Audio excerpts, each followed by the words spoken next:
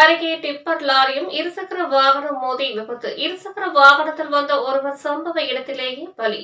மற்றொருவர் உயிருக்கு ஆபத்தான நிலையில் சிகிச்சைக்காக மருத்துவமனைக்கு கொண்டு செல்லப்பட்டார். கனரக வாகனங்கள் செல்லக்கூடாது என்று பொதுமக்கள் தொடர்ந்து போராட்டம் செய்து வந்த நிலையில் டிப்பர் லாரிகளில் மணல், ஜல்லி ஆகியவற்றை ஏற்றி செல்வதால் தொடர்ந்து விபத்துகள் நடைபெற்று உயிரிழப்புகளும் காயமும் ஏற்படுவதாக வாகனங்களை சிறைப்படுத்தி மறியலில் ஈடுபட்ட பொதுமக்கள் குற்றச்சாட்டு. புதுக்கோட்டையில் இருந்து ஆலங்குடி செல்லும் சாலையில் காயம்பட்டி பகுதியில் டிப்பர் லாரி ஒன்று வந்து கொண்டிருந்தது. அந்த லாரி எதிரே வந்த இருசக்கர வாகனத்தில் மோதி விபத்துக்குள்ளானது.